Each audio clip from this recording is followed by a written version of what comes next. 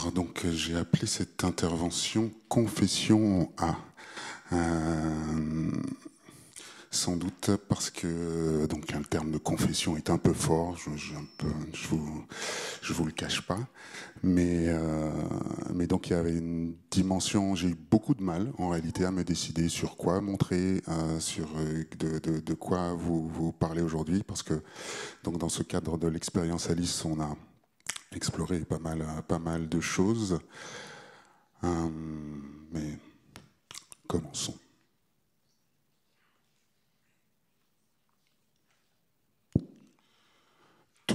Tous les lions sont féroces. Quelques lions ne mangent pas de café. Il y a un problème de son. Tous les lions sont féroces. Quelques lions ne mangent pas de café, ne boivent pas de café. Quelques créatures qui ne boivent pas de café sont féroces. Aucun fossile ne peut être malheureux en amour. Une huître peut être malheureuse en amour. Les huîtres ne sont pas des fossiles. Toutes les guêpes sont inamicales. Aucun chiot n'est inamical. Les chiots ne sont pas des guêpes. Je est un autre. Tous les autres s'appellent Alice. Je m'appelle Alice comme les autres. Mais vous pouvez m'appeler A. Je suis et je ne suis pas le professeur A. Le professeur A est né en 1871. C'est l'année de parution du livre de l'autre côté du miroir. L'autre côté du miroir de la naissance, c'est le monde dans lequel nous vivons. Et l'autre côté, c'est le monde dont nous venons et où nous retournons. L'art est peut-être ce qui nous permet de passer de l'un à l'autre, d'aller et venir. Le professeur A, en tout cas, a consacré sa longue existence à l'étude du dit 9e art. Dit 9e art, ça s'écrit D-I-T, entre parenthèses X, 9e art, qui élargit la question, le sujet de la bande dessinée, non seulement à la littérature graphique, mais même à la question des images qui prennent vie, la reproduction des images, et donc l'apparition de la photographie, du cinéma. C'est donc dans ce contexte qu'il a été amené à s'intéresser à la figure de Lewis Carroll, autrement dit Charles Doxton.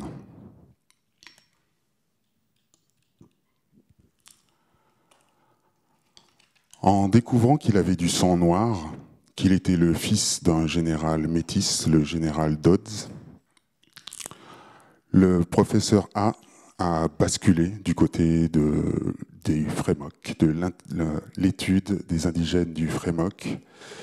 Ces indigènes qui croient que les images prennent vie, qui croient que les livres peuvent devenir réalité.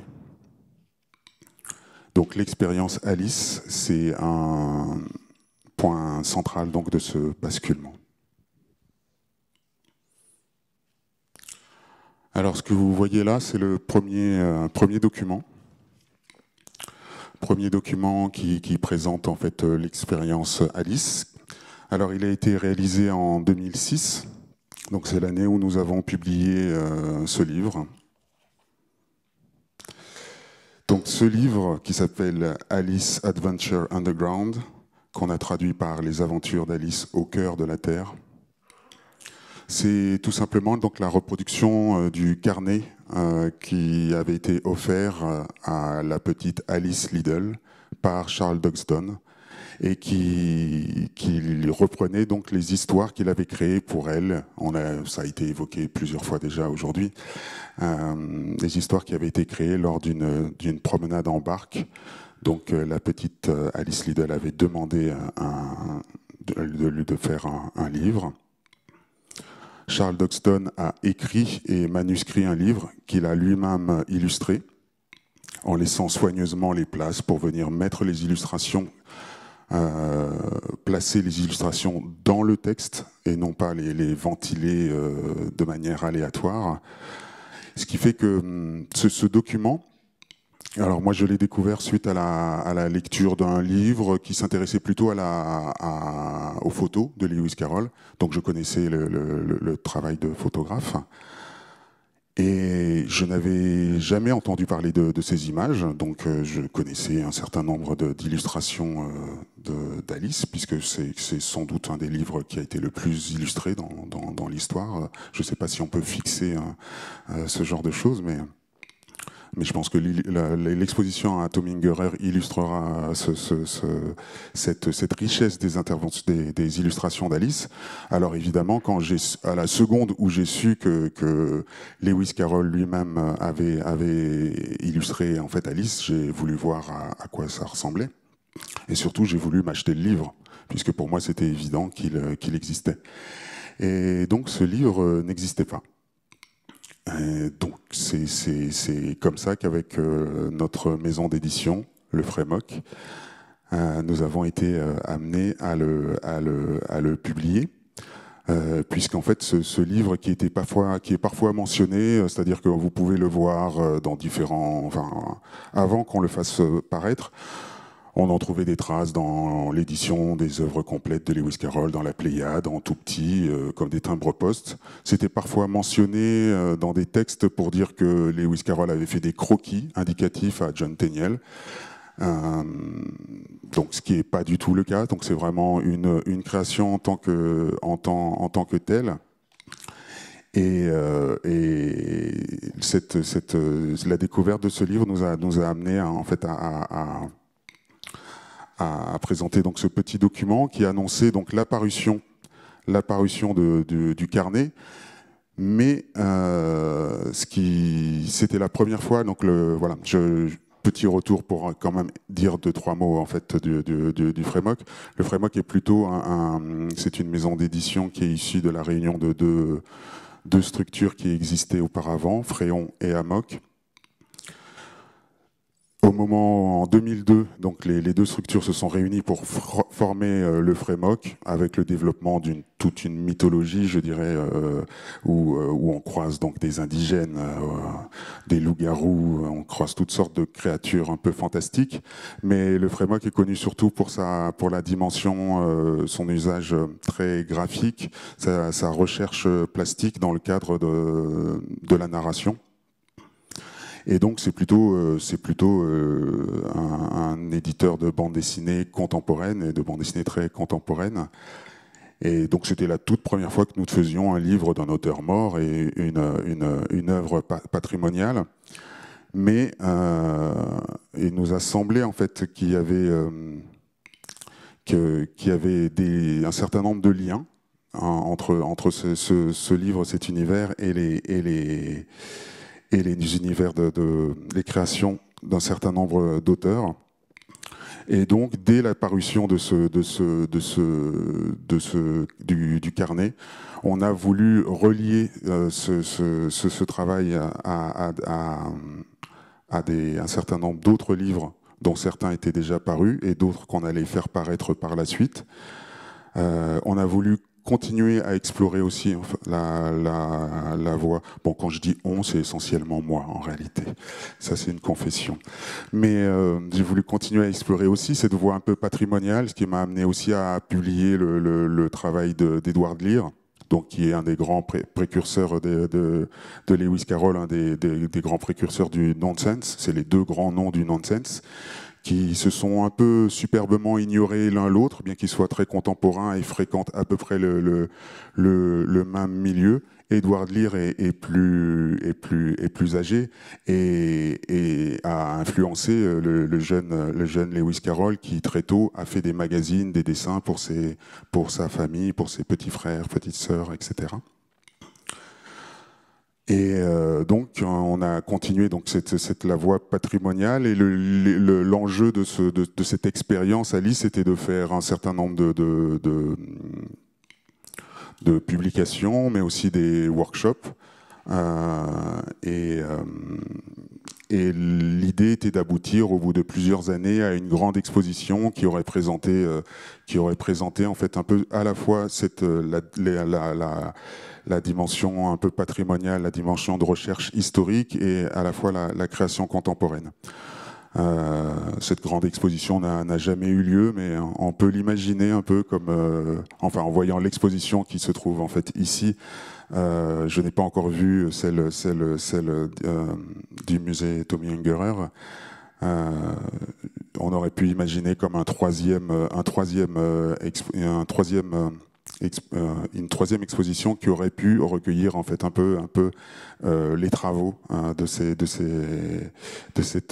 expérience, les travaux de ces auteurs qui, pour certains, continuent à explorer le travail de Lewis Carroll et pour d'autres entretiennent des liens un peu plus lointains. Il y a un deuxième document. Alors oui, je ne lis pas à dessein la présentation de l'expérience Alice qui était faite dans ce premier document, mais vous pouvez lire la seconde qui est un peu plus sobre. Et vous pouvez voir en fait que voilà les axes qui étaient choisis, le rêve et le réel, l'enfance et l'âge adulte, la lettre et l'image, l'éternité et l'instant, le livre et l'au-delà du livre, c'était les grands axes un peu de ce travail. Et le second document, en fait, du coup, présentait un nombre de livres beaucoup plus grands. C'est-à-dire que dans le catalogue, j'avais été chercher dans le catalogue de notre maison d'édition un certain nombre d'auteurs dont, pour une raison ou une autre, je trouvais un lien avec Alice. Peut-être parfois même en le forçant en fait un petit peu. Ce qui fait que on pourrait par certains côtés croire que il y avait une dimension comme une opération en fait de communication. Enfin, en tout cas, c'était un support de communication en fait ce document. Hein. Mais derrière, il y avait une véritable travail de recherche, de mise en réseau en fait de différentes créations. Mais il y a aussi le terme expérience Alice. Alors ce matin, Fabien a spoilé complètement mon petit effet. En fait, donc l'expérience Alice existe réellement et elle existait avant que le Frémoc s'en empare. Puisque donc ça vous a été révélé en fait ce matin, Alice c'est le nom d'un accélérateur en fait de particules. Alors je vais vous en dire un peu plus quand même sur cet accélérateur et puis surtout vous allez pouvoir le voir. Le voilà.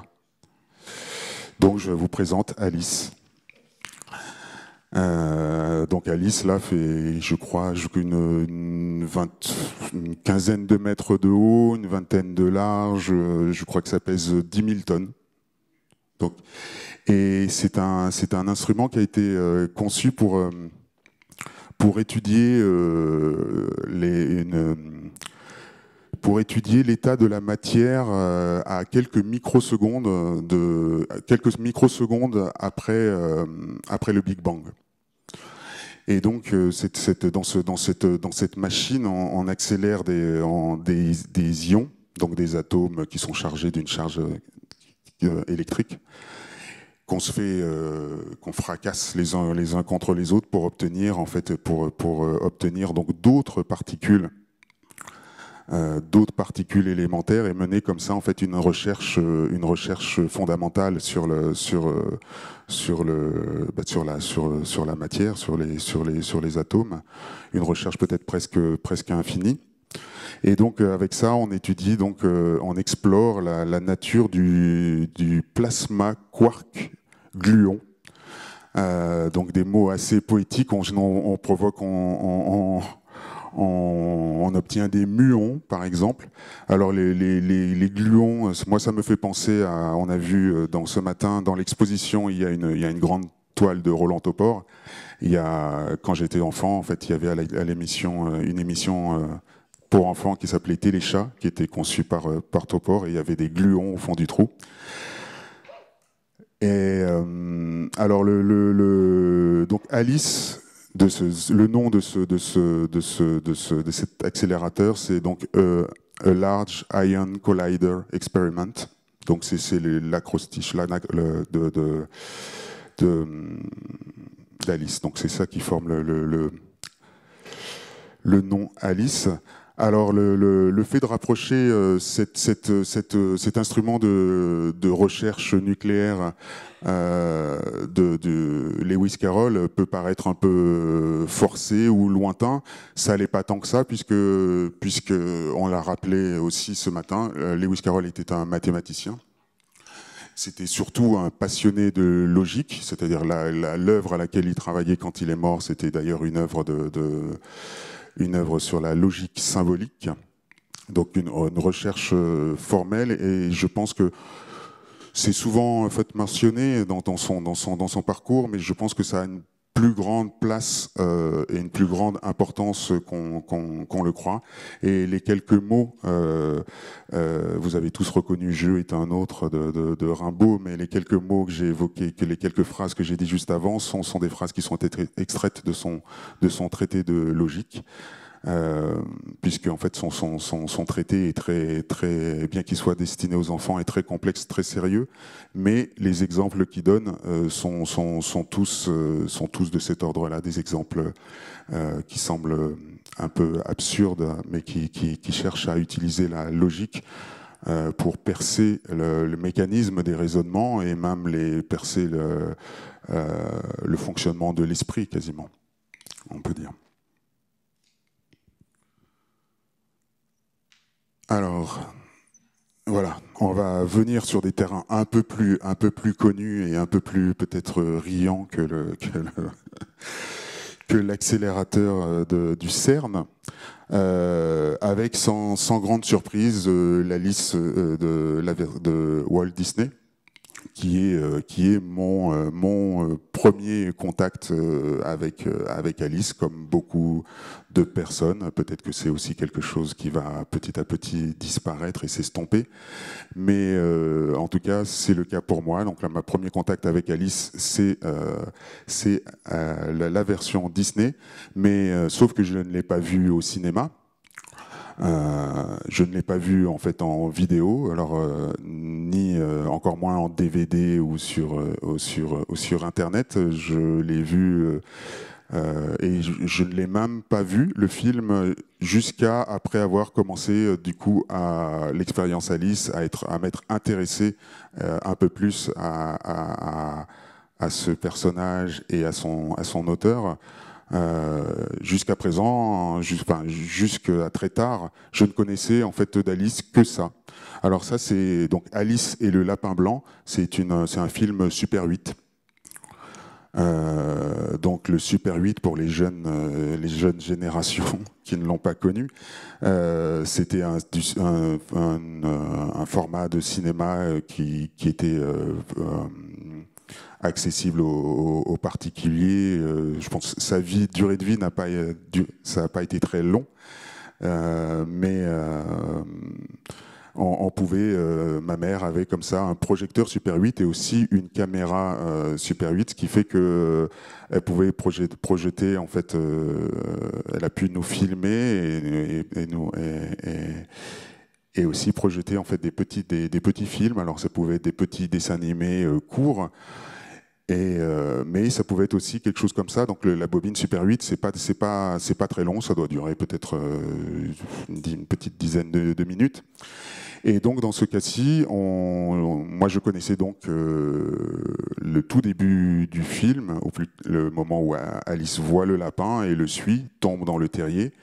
Et là, on passait à quelque chose qui doit être peut-être une vingtaine de minutes plus tard dans le film, et qui est plus loin de toute façon dans le livre et dans la narration. On passait directement au moment où Alice arrive au pays des... Alice arrive à la maison du Lapin Blanc, qui la prend pour sa domestique et l'envoie de manière très sèche aller chercher des gants. Et là, elle voit une petite boîte avec des petits bonbons, elle en absorbe un et elle se met à grandir démesurément. jusqu'à remplir toute la maison avec ses pieds qui dépassent. Alors j'ai beaucoup hésité, je pensais peut-être vous le montrer, mais je pense que peut-être on en a assez de voir le film de Disney. Alors j'ai résisté à la tentation, mais j'étais content quand même de retrouver cette bobine de Super 8. Je l'avais jamais revue depuis. Alors, on va passer à une vingtaine d'années en fait plus tard, donc en 2006, dans le cadre de la publication du carnet d'Alice, j'ai été invité à être juré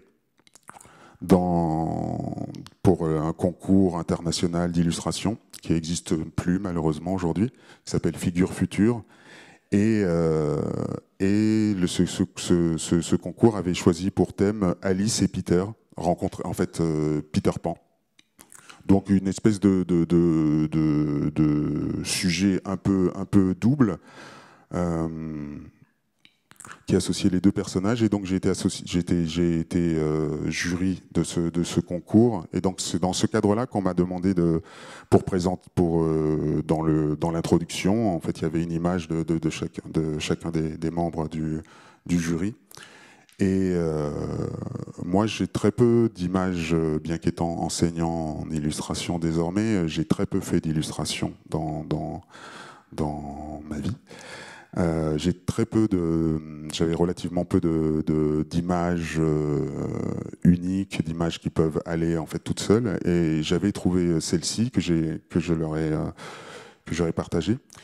Mais en réalité, en fait, ce n'est pas vraiment, ce n'est pas une illustration, c'est pas un tableau. En fait, en réalité, c'est encore une case de bande dessinée.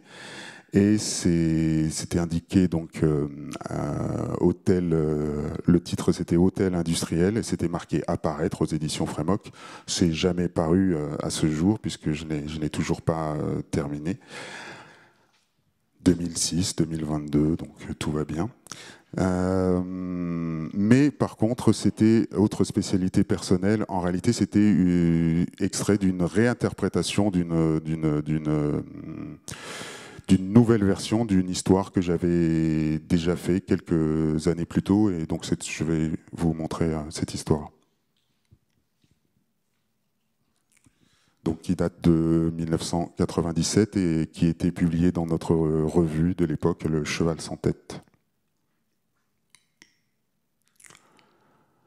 Alors, je pense que le texte n'est pas forcément visible, il n'y en a pas beaucoup, mais juste au début, je vais pas lire le texte, mais vous expliquer quand même en fait un peu ce qui se passe. Donc, deux enfants découvrent une voiture calcinée au bord de laquelle il y a deux cadavres, et l'un des deux, qui est le narrateur, qui est celui qui raconte cette histoire, trouve un pistolet, un revolver. Il ne le dit pas à son copain, mais il le cache dans un dictionnaire, un peu comme on en voit dans les westerns. Vous savez, il y a une petite arme cachée dans un faux livre. Ils s'en vont et ils se font interpeller par des policiers qui leur demandent s'ils n'ont pas vu des deux gangsters dans une voiture d'avant-guerre. Ils disent qu'ils n'ont rien vu. Et donc c'est à ce moment-là qu'on a on a un petit extrait de dialogue. Il y a une petite voix qui demande « Et moi, j'y étais dans ton rêve ?» Et la réponse est « Non ». Et on va découvrir là une petite fille du coup boudeuse à l'avant-plan parce que donc elle boude parce qu'elle n'était pas dans le rêve qu'on vient de lui raconter. Et elle va s'éloigner, il va rentrer parce il commence à faire nuit. Et donc c'est là, je crois qu'on ne voit pas que, voilà, vous comprendrez pourquoi je montre aussi cette image-là aujourd'hui. J'avais pas, en donnant l'image, j'avais pas pensé à cette histoire, j'avais pas pensé qu'il y avait de lien entre l'image que je donnais et le sujet d'Alice, mais il y en avait un, puisque donc le personnage, cette petite fille, s'appelle Alice. Et on va voir les autres planches qui n'ont pas de texte, donc ce sera beaucoup plus facile pour vous de lire.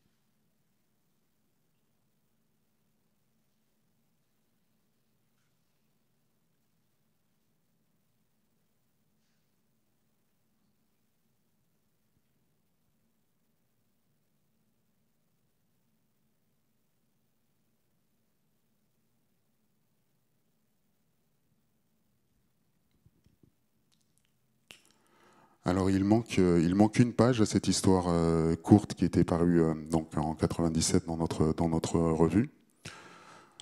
Et il manque en fait un ensemble de développements qui seraient, ou qui peut-être un jour seront dans la nouvelle version de cette histoire.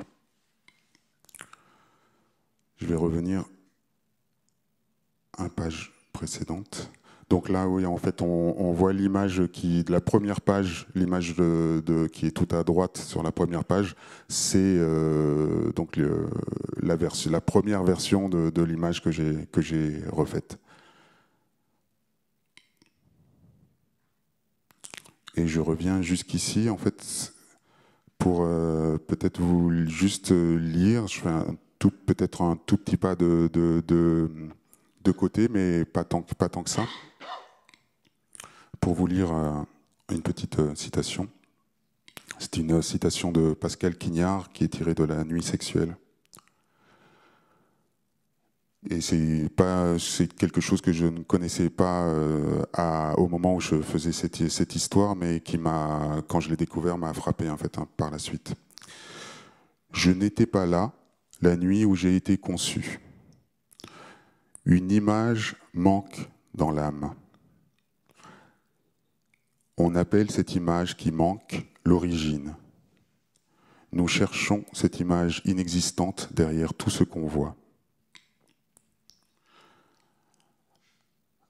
En lisant en fait donc le livre de Pascal Quignard sur ça, en fait, ce qu'il appelle la nuit sexuelle, donc c'est cette nuit que nous ne pouvons pas avoir connue puisque c'est la nuit où nous avons été conçus. Ça m'a particulièrement en fait marqué. Alors j'ai même pas tout de suite pensé à cette histoire, mais même à d'autres choses en fait que j'ai fait, parce que dans ce récit, vous voyez que l'enfant, qui est un enfant blanc, rentre dans le buisson, en ressort un homme noir. Donc on est tenté de penser qu'il y a eu une espèce de métamorphose. Et pourtant, en fait, on va avoir cette scène. Donc là, cet homme noir va faire l'amour avec une femme qui attendait là. Mais pendant que cet acte se produit, on retrouve l'enfant qui est dans le buisson et qui regarde. Et on voit même donc l'homme qui le regarder.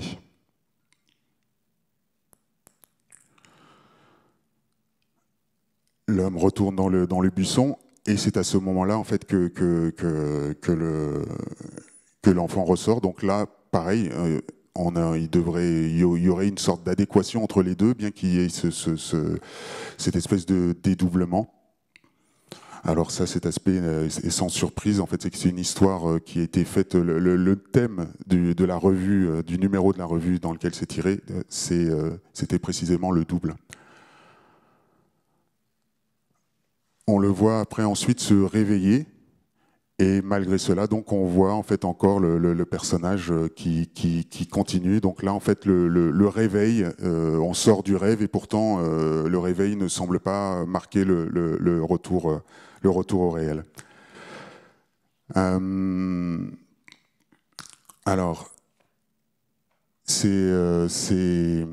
disons que là on est un peu, je voulais vous montrer cette histoire que en fait finalement j'ai jamais montrée dans le cadre de ce qu'on a appelé en fait l'expérience Alice, mais qui finalement témoigne de ce qu'il y a de plus personnel pour moi en fait là-dedans, c'est-à-dire que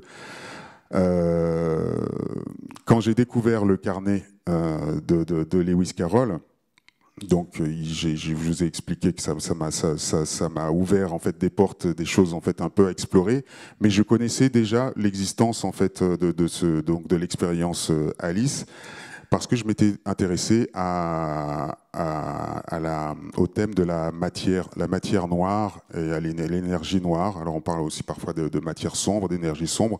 Donc, par rapport à ces différents états de matière et par rapport à la masse de matière il y a dans l'univers en fait de la matière qui manque, de la matière dont on ne sait pas par rapport à l'énergie qui devrait être présente, Il y a des choses qui nous manquent et ça fait partie des aspects qu'on essaie de comprendre en faisant ces explorations dans l'infiniment petit, dans l'atome. C'est un peu une chasse et une exploration de cette matière noire. Et donc moi, évidemment, en fait, de par mes origines, donc qui sont béninoises, africaines par mon père et françaises par ma mère, j'ai été souvent amené en fait à être confronté à cette question.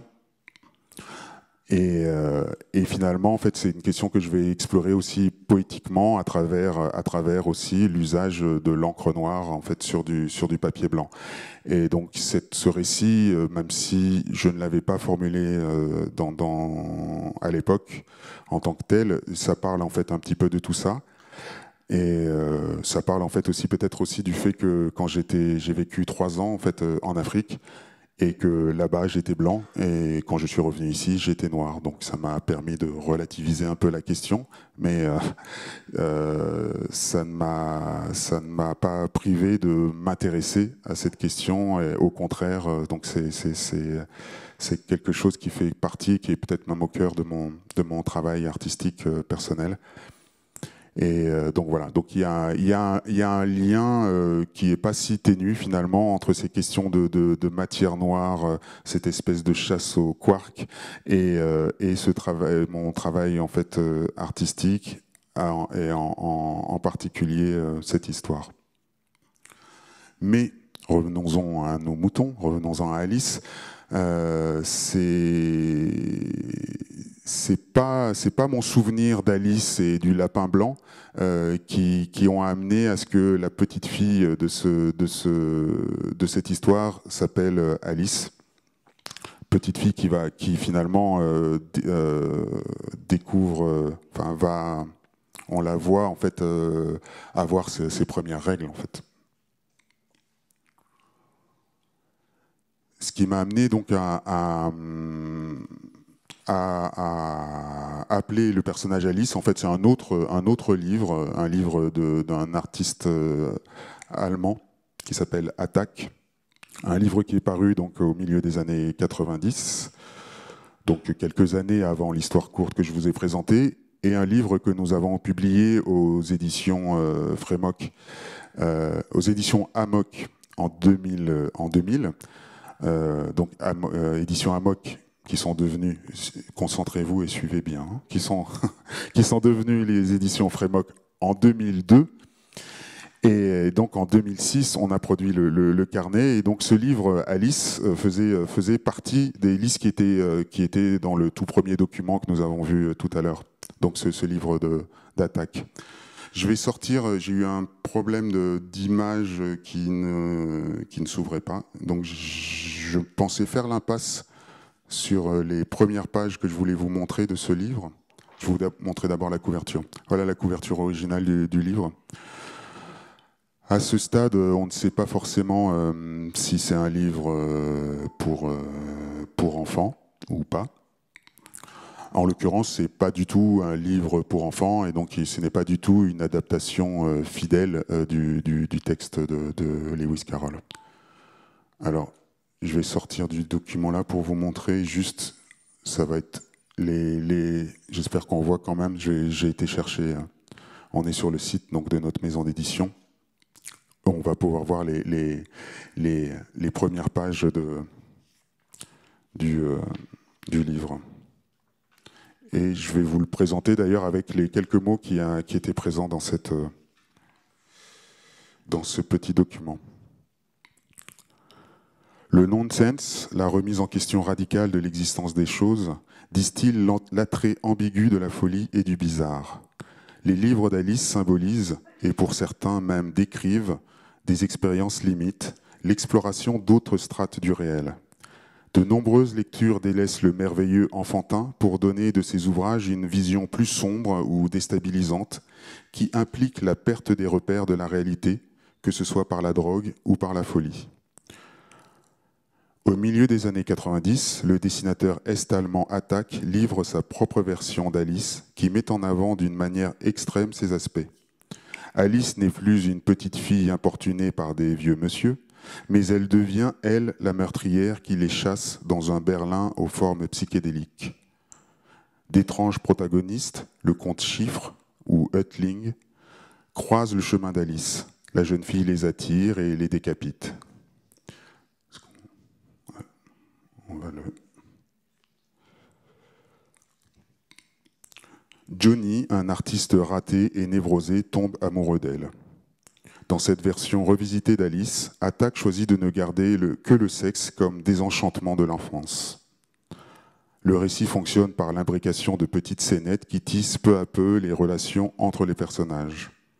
Comme dans un tableau de Jérôme Bosch, les animaux, les hommes et les objets semblent se mêler pour accoucher d'un monde hybride, d'une ville tentaculaire hantée par la solitude et le désir.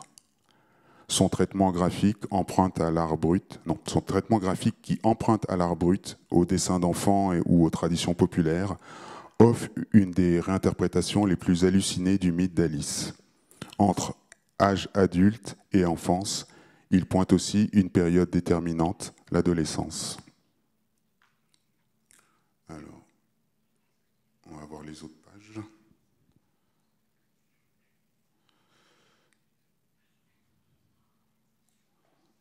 Donc vous voyez que ce n'est pas qu'on est assez loin de l'Alice pour enfants.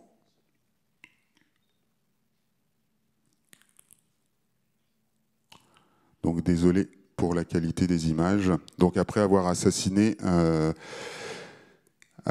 cet homme, elle va acheter des tablettes du chocolat qui lui permettront d'attirer d'autres hommes qu'elle va assassiner également. Alors, j'ai quand même quelques planches du livre en meilleure qualité. Et donc au-delà de la question du sexe, c'est le rêve et la folie qui sont un peu les axes très forts de cet ouvrage. Et sur cette page, celle-ci, je les avais choisies aussi pour vous signer, pour montrer. Il y a un peu une citation qu'on peut reconnaître si on connaît la bande dessinée, le lit dans lequel est couché le personnage. Et le personnage fait référence à Little Nemo, la bande dessinée de Winsor McCay, donc une bande dessinée du début du XXe siècle. Donc si vous ne la connaissez pas, que je vous recommande vivement, c'est vraiment un des grands chefs-d'œuvre de la bande dessinée.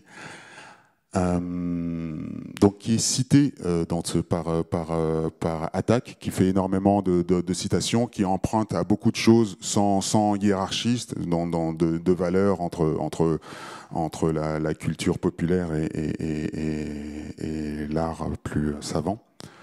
Et donc là, en l'occurrence, il fait référence à Little Nemo. Donc Little Nemo, le titre complet des aventures, c'est Little Nemo in Slumberland, ce qui n'est pas sans rappeler évidemment le Wonderland d'Alice. Et on peut voir Little Nemo aussi comme une Alice au féminin.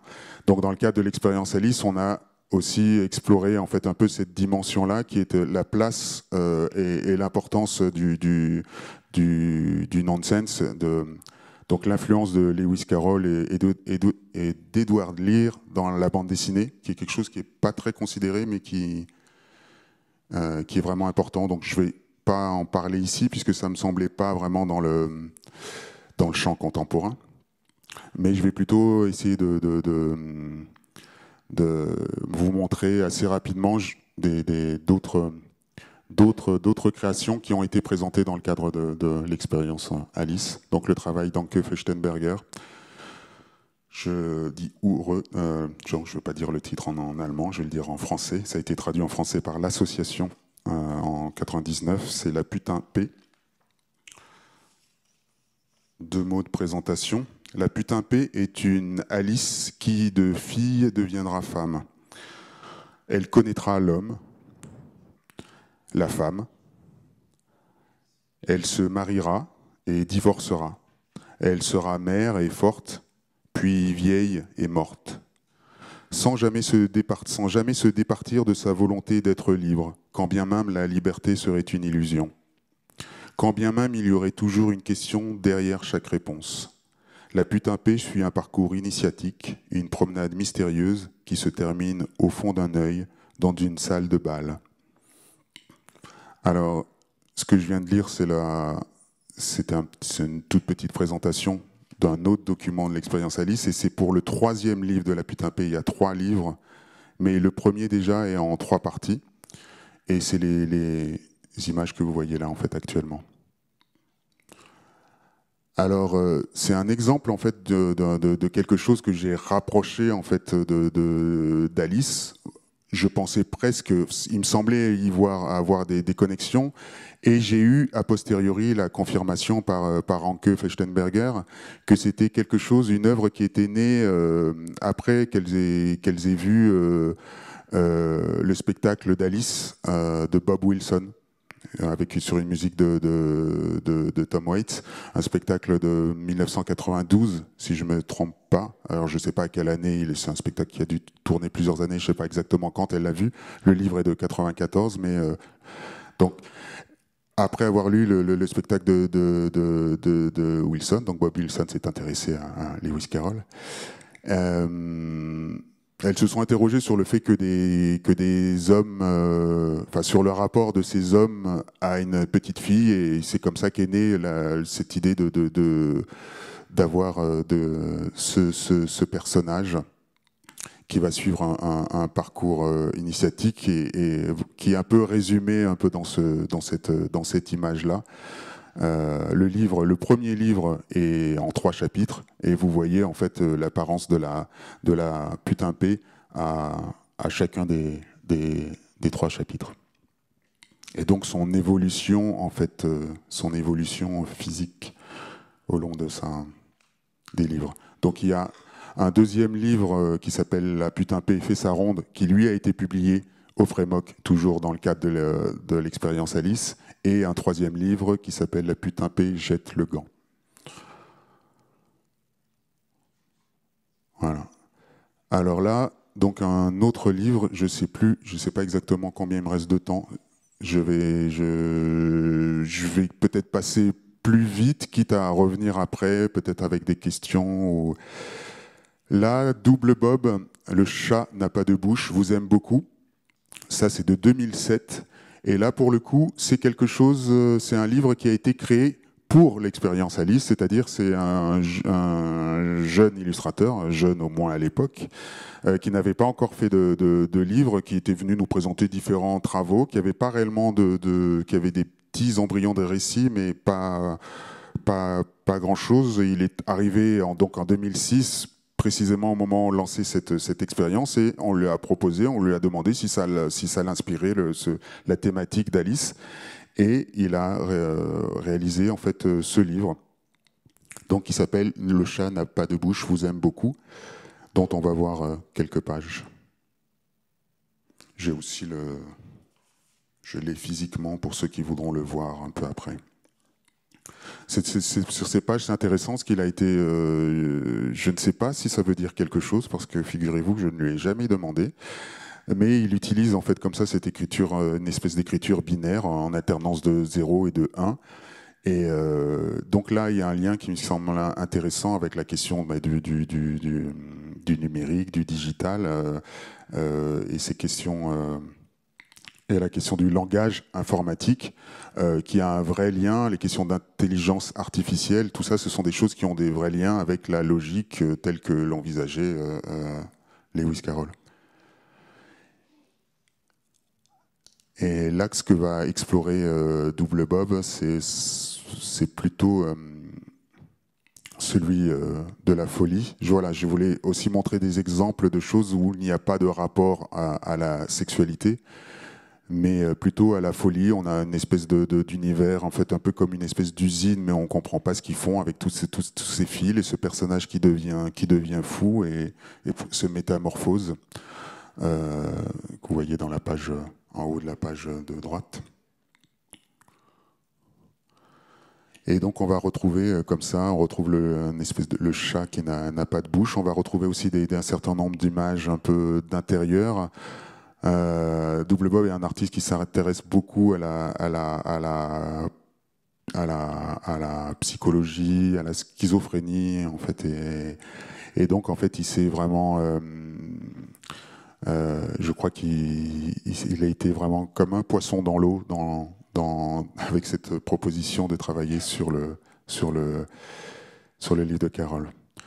Là, peut-être que vous ne voyez pas, les personnages disent elle est folle, elle est folle, elle est folle, elle est folle, elle est folle, de manière répétée en fait comme ça. Mais le livre se conclura par ces mots je suis libre et vous êtes fou.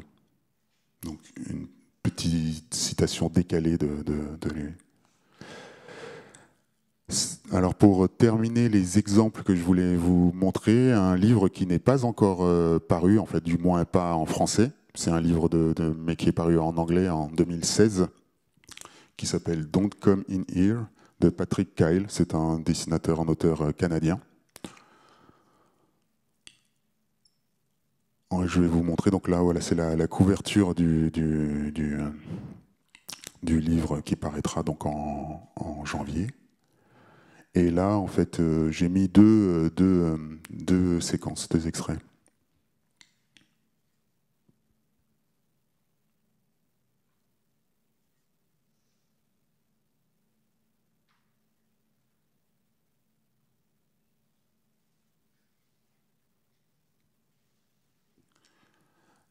Alors là, après, par le trou qui se crée dans son mur, le personnage là va entrevoir un jardin.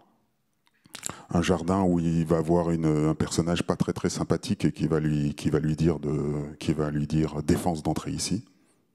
Donc défense de venir en fait dans ce jardin. Alors j'avais choisi de ne pas vous montrer, de pas montrer le jardin, mais de revenir au début. Donc ça, ces pages sont avant, et donc là, c'est le moment où le personnage va arriver dans son appartement et rencontrer le propriétaire qui a pas l'air qui est pas très sympathique non plus, qui lui rappelle qu'il doit pas trop faire de bruit et qui lui propose un loyer de 1 dollar par mois. Alors, Patrick Kyle vit au Canada, à Toronto. Je pense que les loyers à 1 dollar par mois, ça n'existe pas. Je crois que ça n'a jamais existé.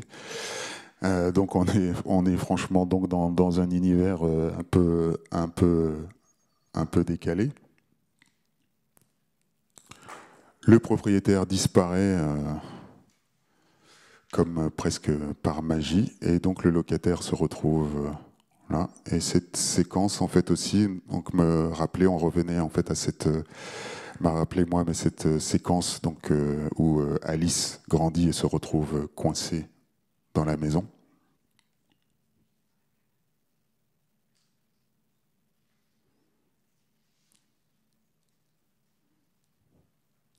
Il trouve une petite ouverture. Donc on a aussi quelque chose qui évoque et qui rappelle un petit peu l'exploration du terrier, du lapin. Et en fait, il arrive dans son appartement. Et le récit va suivre son existence dans cet appartement où il va être seul, à part la présence d'un chat et surtout de son ordinateur. Donc il va y avoir un certain nombre de dialogues avec l'ordinateur, il va y avoir le dialogue avec le voisin qui habite le jardin qui est à côté. Et donc ce livre que j'ai découvert lors d'un voyage au Canada, en le lisant, donc j'ai tout de suite pensé à l'expérience Alice dans le cadre de laquelle nous n'avions pas publié de livre depuis un petit moment. Et donc ça m'a poussé à le contacter pour publier ce livre. Ça a traîné un certain temps et c'est le confinement en fait qui m'a donné à nouveau envie de publier ce livre, puisque il se passe entièrement dans cet appartement, mais cet appartement qui est immense en fait. Il y a des séquences où il court, il ne voit pas le bout en fait de cet appartement. Donc du coup, il reste essentiellement devant son ordinateur où il lit des livres comme c'est le cas ici. Mais pour le besoin de la présentation, j'ai posé plus j'ai lu ce livre, plus j'y voyais de connexion avec l'univers de Lewis Carroll. Et donc pour moi, plus je réfléchissais sur ce livre, moins il y avait de doutes que c'était en rapport. Mais pour en parler aujourd'hui, j'ai quand même voulu poser quelques questions à Patrick. Et qui m'a dit qu'il n'avait aucune relation particulière à Alice au Pays des Merveilles. Comme ça, c'est dit. Qu'il n'avait pas lu les livres, qu'il n'avait même pas vu le film de Disney, à part peut-être des extraits aperçus ici ou là.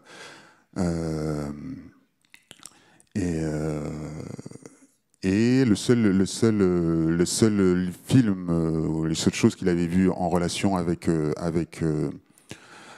Alice, c'est le film de Swankmajer, donc de 88, qui est un film qui mélange une prise de vue réelle. L'Alice est une vraie petite fille, même si elle se transforme en poupée à un moment donné, si je me souviens bien, peut-être quand elle réduit. Mais sinon, c'est une animation avec des objets. Un film qui est plutôt pour adultes, assez inquiétant. Alors, j'ai appris avec grand plaisir qu'on va pouvoir voir un autre film de Swankmajer dans le cadre de l'exposition, et je ne le connais pas. Donc, pour Patrick, c'était la seule version qu'il connaissait en fait d'Alice. Mais il m'a répondu quand même en utilisant donc que tout ce qu'il connaissait en fait d'Alice, ça n'était que sous forme comment il a dit ça? Il l'a dit en anglais. C'était sous forme organique, que c'était une connaissance organique, c'était la seule connaissance qu'il avait en fait d'Alice.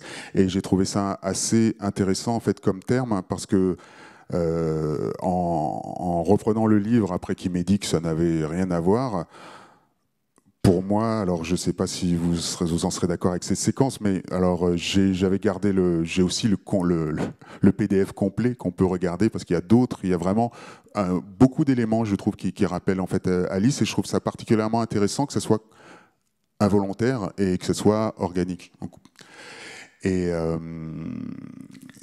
alors voilà, oui, donc il a parlé. La seule référence qu'il avait en fait en faisant de livres, c'était 2001, le film de Kubrick, où on retrouve une relation avec cet ordinateur, et peut-être une relation qui est un peu du type la relation que le personnage dans ce livre-là a avec l'ordinateur, ou celle qui est dans le film. Je me rappelle de manière un peu plus floue, mais est complètement une relation du type que Alice va avoir avec les personnages du monde des merveilles, qui sont souvent des assez tendus, assez hostiles et perturbateurs. Voilà. Alors on m'a fait signe qu'il fallait que je coupe. J'essaierai de peut-être, s'il y a des questions, de dire. J'avais encore pas mal d'autres de petites choses à dire, mais voilà, ouais, c'était là. Oui. Je vous... marche pas. Si. Yvan, mais effectivement, il y a encore une table ronde et le musée ferme à 6h. Il faut qu'on évacue la salle à 6h moins 10, et donc on a plus beaucoup de temps. Est-ce que j'ai débordé beaucoup? Des questions ou non? On pourra peut-être intégrer les questions par la suite. Parfait. Avec la table ronde, ça sera peut-être plus simple. Voilà. Désolée, hein, mais c'est vrai que le temps imparti, c'était une demi-heure, et là, je crois qu'on a fait un peu plus. Donc, mais merci. Et pour information, Alice de Swankmajer... Oui. Alice de Swankmajer, dont tu parlais, va être diffusée. Il y aura une après-midi tea time en janvier, hein, où on projettera Alice. Et le film qui passe, c'est Jabberwocky, qui passe dans l'exposition, en fait, de 16 minutes, de 14.